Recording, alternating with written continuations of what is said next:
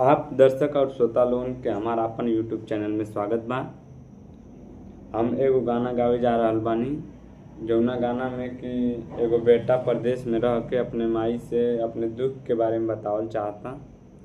और ये गाना आप लोगन के पसंद आई तो लाइक, कमेंट और चैनल के सब्सक्राइब जरूर कर दें। परदेश में रहल अब बहुते बुझाता, परदेश में रहल अब बहुते बुझाता।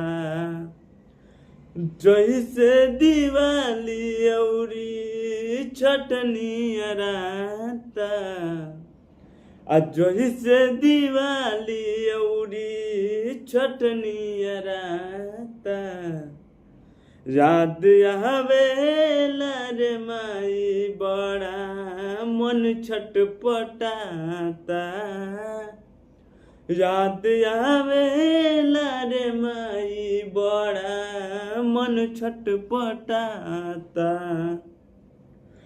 कौनो जुगाड़ नइखे बिहार में कमाए के, अखिया के पुतरी बेटा दूर बा अपना माई से।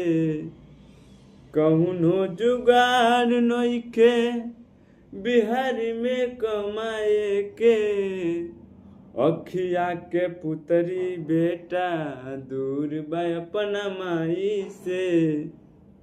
पढ़ल लिखल लोग मजदूर बन पेराता, अब पढ़ल लिखल लोग मजदूर बन पेराता। कि याद आवेला रे माई बड़ा मन छटपटाता।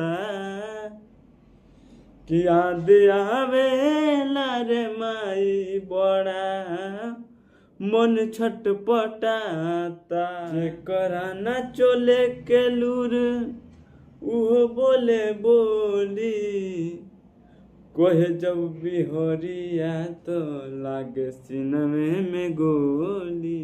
सुन के नेताजी लोग के ई मन ना लजाता, राजा कुछ बिहार में तो बड़ा पीछे जाता। परदेश में रहल अब बहुते बुझाता। रात आवेला रे माई बड़ा मन छटपटाता। चंदन के सोचल बतिया साचा बुझाता। याद आवेला रे माई बड़ा मन छटपटाता। परदेश में रहल अब बहुते बुझाता। याद आवेला रे माई बड़ा मन छटपटाता।